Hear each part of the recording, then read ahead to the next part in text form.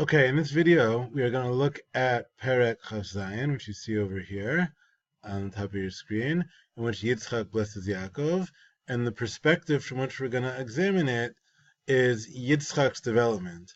Obviously, at the beginning of this Perek, Yitzchak wants to bless Esav. We're told, Vayikra Esav beno hagadol, he summoned in his older son Esav, and he tells him, look, I don't know when I'm going to die, so go bring me some food now. Ba'avur tevrechacha nafshi b'terem amud, so that I can bless you before I die. So Yitzchak clearly wants to give a bracha to Esav. And this fits with everything we know until now about Yitzchak and his love of Esav. We now look ahead one parak and we find, after the whole story of the stealing of the brachot, or the tricking him, whatever you want to call it, where Yaakov got that initial bracha, at the beginning of the next parak, Yitzchak seems to have completely turned around towards Yaakov, because we're told at the beginning of the next parak, Parak Chavcher, Vayikra Yitzchak el Yaakov vayavarechato, he summons in Yaakov and he blesses him, and Vayitzavehu vayomer lo tikach isha mibnot Canaan. When he summons in Yaakov, he tells Yaakov, don't marry Canaanite women, which is something that Esav did, and that Yitzchak and Rivka did not like about Esav. So Yaakov, you don't do that. Instead, go away to your mother's family and find a wife from there.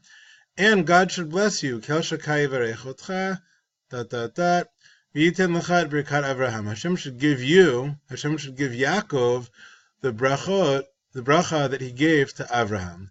And so it seems that by the time we come to Perek Chavchet, after the whole story of the stealing of the bracha from before, Yitzchak is all supportive of Yaakov. Whereas if we go back to the beginning of Chaf Zayin, Yitzchak was totally on Esav's side. And we asked the question over here, why and how exactly did this happen? Did Yitzchak suddenly at some moment have a complete about face? Is there some pasuk somewhere in this parak that we can click on and say, oh, this is the pasuk where Yitzchak turned around completely from being pro-Esav to pro-Yaakov? Or, what we tried to argue instead, was that Yitzchak slowly evolved throughout the parak. So maybe if at the beginning of the parak, on a scale of 1 to 100, we would have said that Yitzchak is 100% pro-Esav, and totally all in with Esav being the leader, and then at the beginning of the next parak, when he blesses Yaakov, it seems like he's 100% pro-Yaakov. So maybe he didn't go from being 100% pro-Esav to 100% pro-Yaakov at once.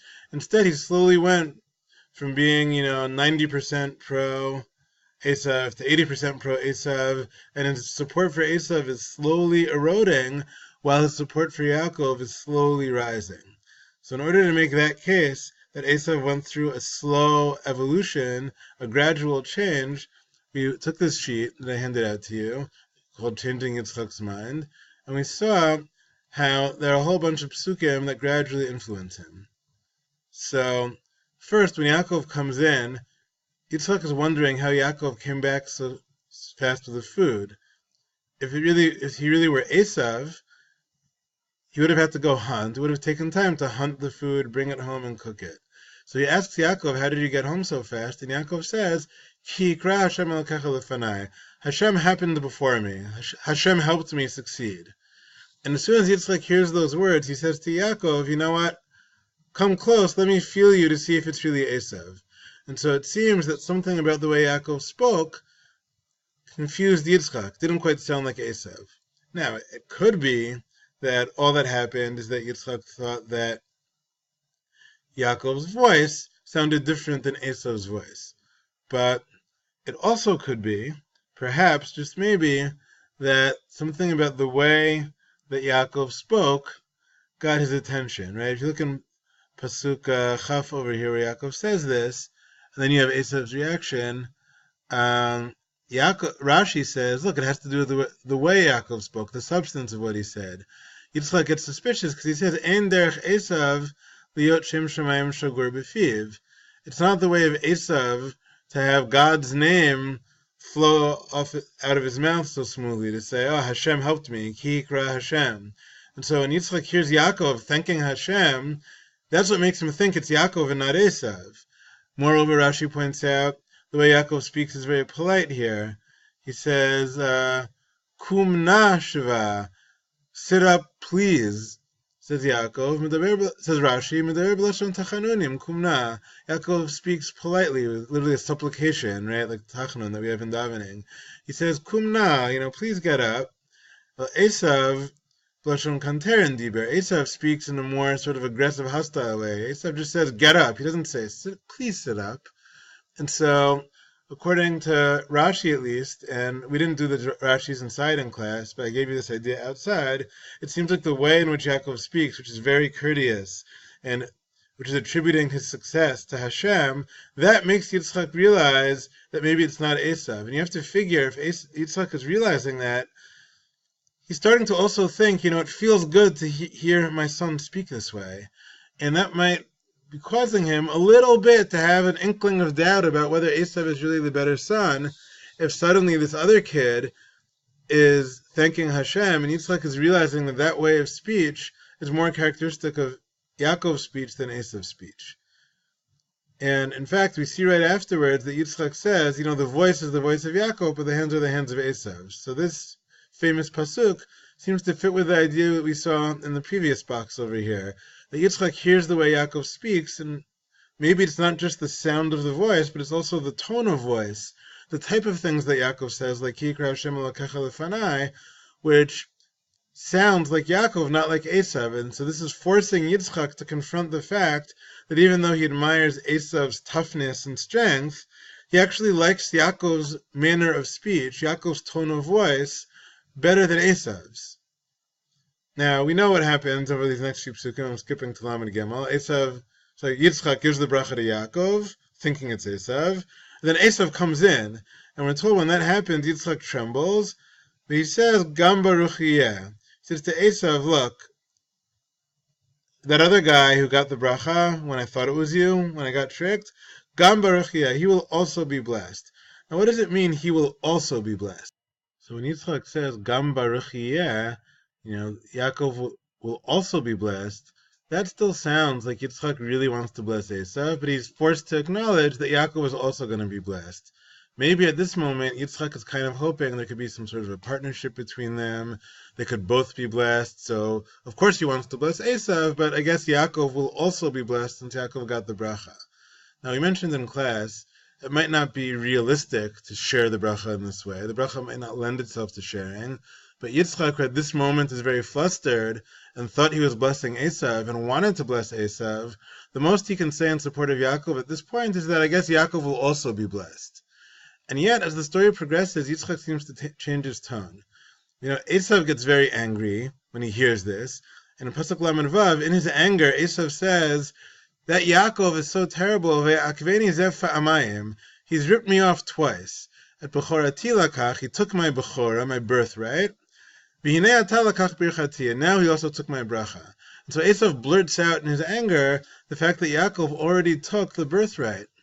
Now, we discussed in class that we don't know for sure if Yitzchak knew about that or not, but I would not be surprised if Yitzchak did not know until this point that Yaakov bought the birthright.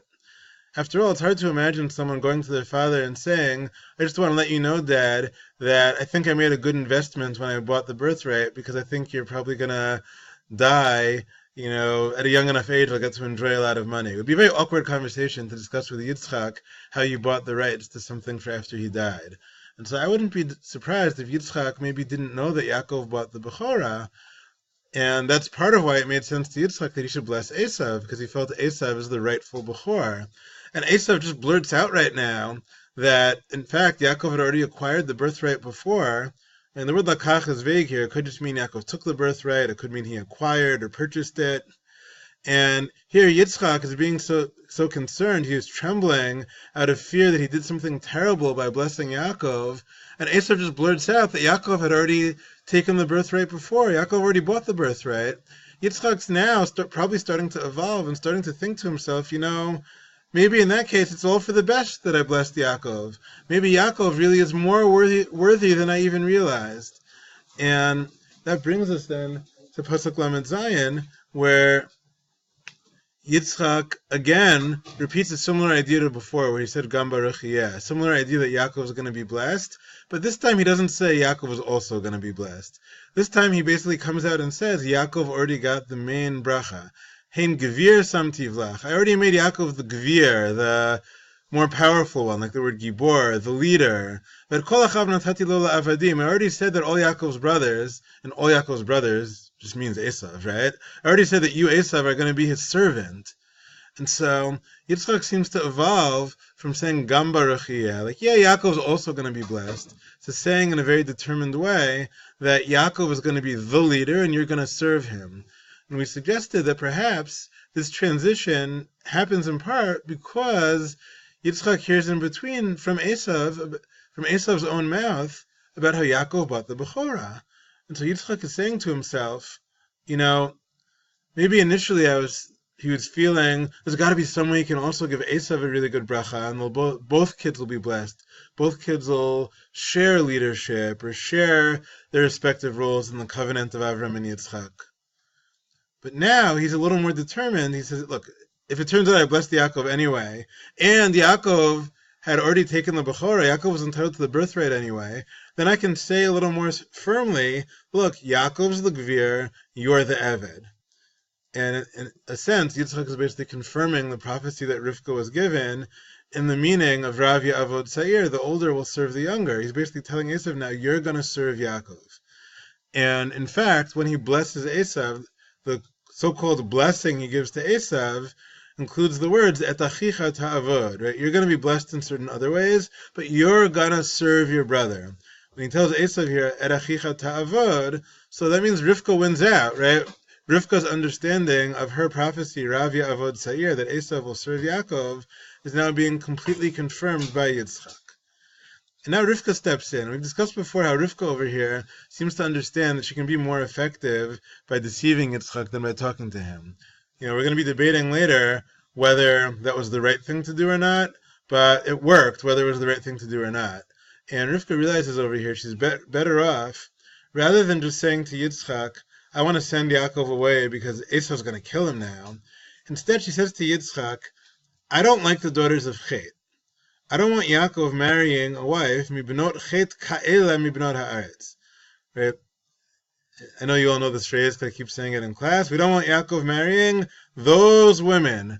She's very careful in her words. She does not say the word Esav once in this pasuk. And yet, by saying we don't want Yaakov marrying mibnot Chet ka'ela, we don't want him marrying those types of women like the Benot Chet, we all know, and Yitzchak knows, that's exactly what Esav did. And the Benot Chet she's hinting at when she says those women are Esav's wives. She says, if Yaakov marries women like that, Lama li chayim, right? What's my life worth? What's the point of living? Why is her life wasted if Yaakov marries women like that? Because she has 2 kids, and the other kid, Esav, already did this.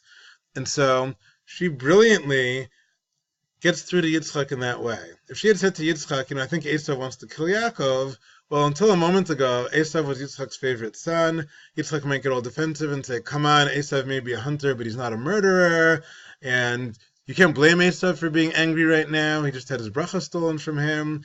Instead, Rivka says nothing about Esav being violent, nothing about Esav wanting to kill Yaakov, but in a subtle way, she reminds Yitzchak about Esav's marriages, which we know from the end of the previous parak, as we discussed in class, is the one thing that even Yitzchak really did not like about Esav. Right? We were told over here that when Esav married these wives, Vatiyana morat ruach li Yitzchak uli Rivka. It was disappointing, it caused grief and bitterness to Yitzchak and Rivka. Or I should say Rivka and Yitzchak. That Yitzchak also did not like that about Esav.